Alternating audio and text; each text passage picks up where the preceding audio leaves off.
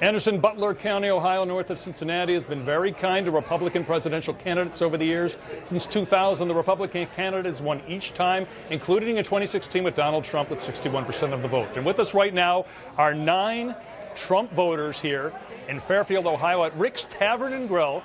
And the reason we're here is we watched the hearing on big screen TV this morning, and you all came back to talk to me tonight. Thank you for coming back. Welcome. First thing I want to ask you, it is a crime when you testify before Congress to lie. That is perjury. You can go to prison for it. Raise your hand if you believe James Comey lied at all. 4 of you believe he lied. Yep. Raise your hand. He says that Donald Trump, quote, told lies plain and simple. Raise your hand if you believe Donald Trump has lied at all about the situation.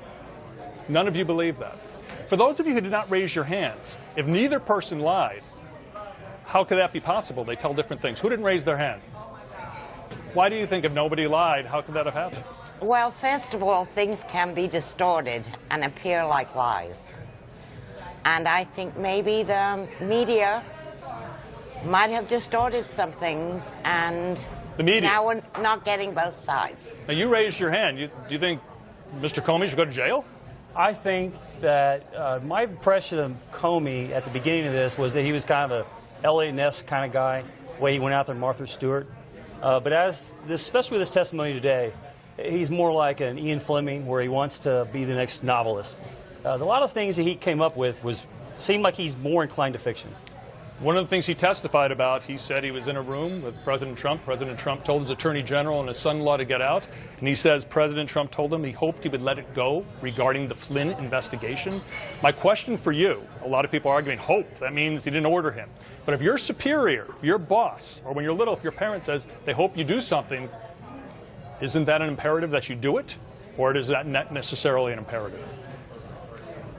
He's been manipulated by the Clintons, too, when Lynch told him to overlook the meeting with... All right, let me just tell you, though, Hillary Clinton right now is not president. I'm talking about this situation. So when he is told Comey... Can't trust what he says.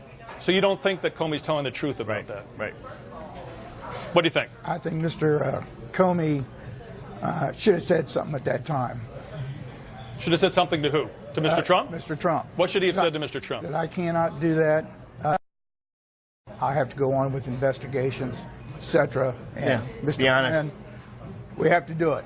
And he did not do it. I was never asked why I didn't think he was being truthful, but I believe he didn't adequately explain why he couldn't just tell Trump that this is inappropriate, or tell the chief of staff or DOJ to tell Trump. He continued on with that, and he couldn't adequately explain that. It's like, I feel the whole thing was wrapped around this. Mr. Comey says he believes he was fired because of the Russia investigation. Interestingly, Donald Trump has said, I fired him because of Russia. Is there a problem with that? No.